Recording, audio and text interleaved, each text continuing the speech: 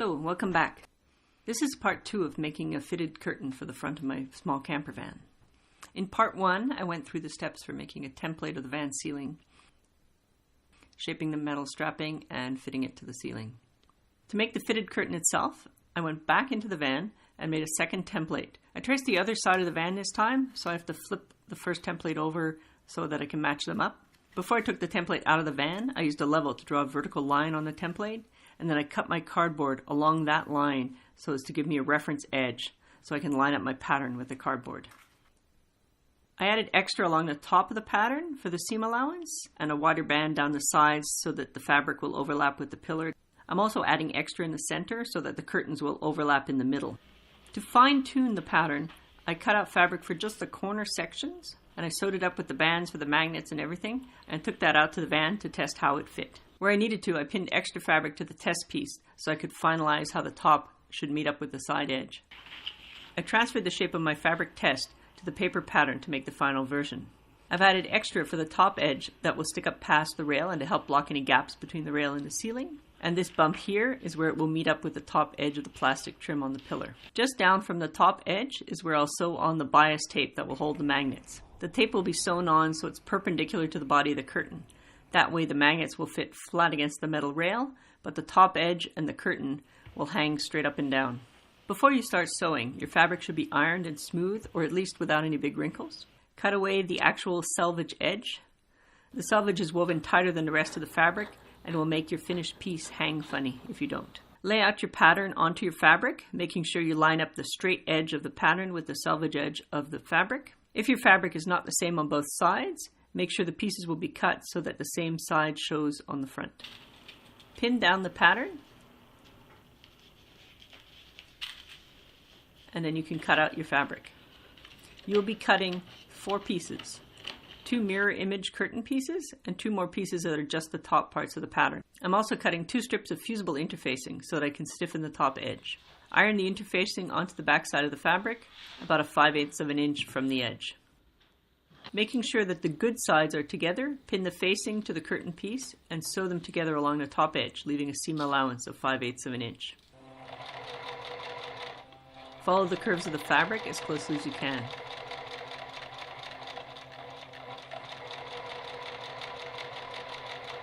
Now that it's sewed together, trim the seam allowance to about 1/4 of an inch and clip the inside curve. Iron along the inside here in order to press the seam open.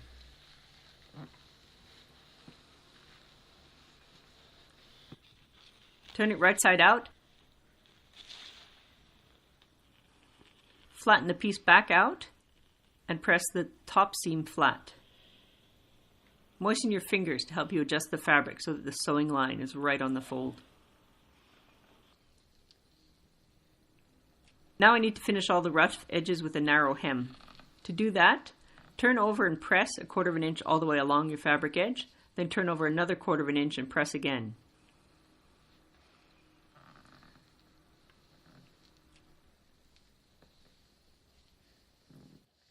With it neatly ironed, it'll be a lot easier to sew.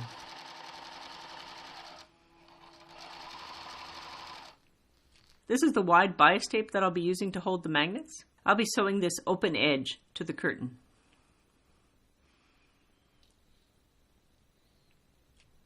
The pinning is pretty tough going because of all the layers and the interfacing.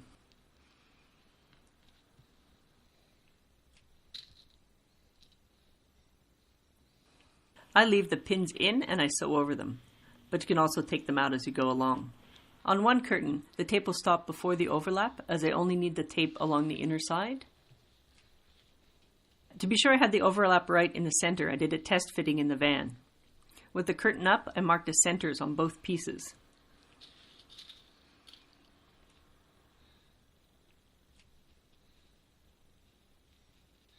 I'm using 16 3/8 of an inch rare earth magnets.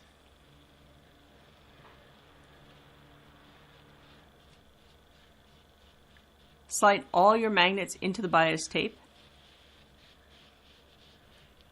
and use pins to keep them in place so that they don't slide back together.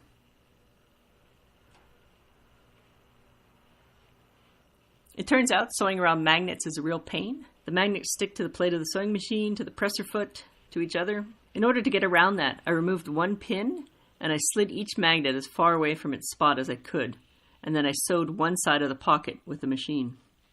When I had each pocket half sewn, I slid the magnets back into place and sewed the other side shut by hand. To set it up, I just need to attach the magnets to the rail in the ceiling.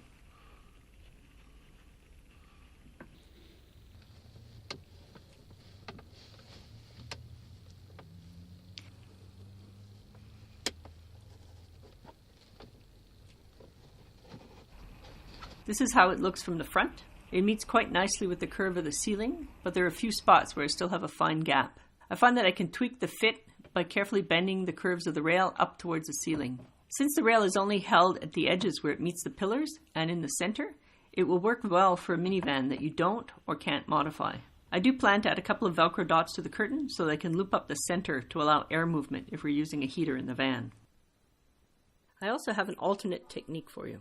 After finishing the edge with the facing, I realized I didn't like the way it looked. So I took the edging off and I redid it using more of the bias tape to finish the raw edge.